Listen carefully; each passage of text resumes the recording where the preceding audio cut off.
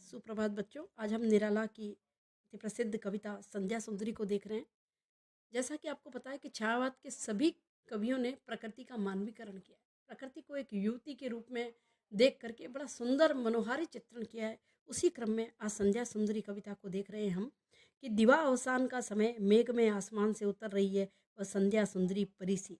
कवि यहाँ पर कह रहा है कि दोपहर खत्म हो गई है और धीरे धीरे संध्या का समय, दिन बीत रहा है और संध्या नजदीक आ गई है। दिवा अवसान, दिन का अवसान हो रहा है और संध्या निकट आ गई है। मेघ में आसमान से उतर रही है। ऐसा लगता है कि मानो आसमान से कोई परी धीरे धीरे धरती पर उतर रही है। मेघ में आसमान से उतर रही है वह संध्या सुंदरी परी सी।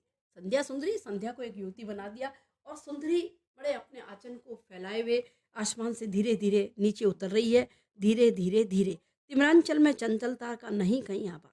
उसके आंचल में, अंधकार के आंचल में, यानी कोई युवती ने अपना आंचल फैलाया है जो अंधकार को चीरते हुए, अंधकार के आंचल को चीरते हुए चंचलता में चंचलता का कहीं नहीं आभास।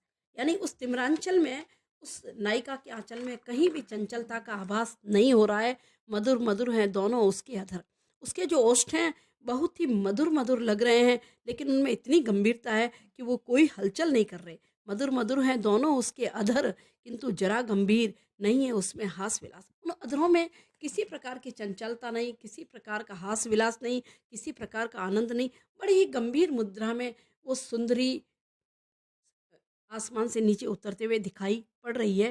हंसता है तो केवल तारा एक, और आकाश में केवल एक शुक्र तारा हंसता हुआ दिखाई दे रहा है। यानी वही चमक रहा है और गुथा हुआ उन घुंघराले काले काले बालों से हृदय राज्य की रानी वह करता है अभिषेक। उस नायिका के काले गुथे हुए घुंघराले बालों से ऐसे लग रहा है कि प्रीतम के वो हृदय की राजरानी है, राज्य की रानी का करता है वह अभिषेक।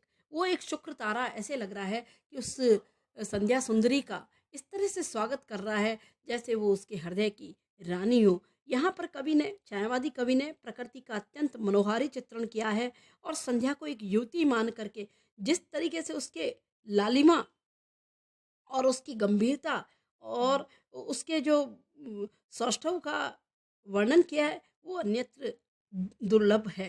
पूर्व और पश्चिम दिशा भी लालिमा उसके होठों में है, लेकिन कहीं कवि कह रहा है वहां पर कि कहीं उसके हास विलास का आभास नहीं है, बल्कि उससे संध्या सुंदरी की गंभीरता प्रकट हो रही है। पश्चिम दिशा में एक तारा उग रहा है, शुक्र तारा, वही ऐसे लग रहा है जैसे उस संध्या सुंदरी के हृदय पर राज्य कर रहा है या उसका स्वागत को उत्सुक है। धन्यवाद।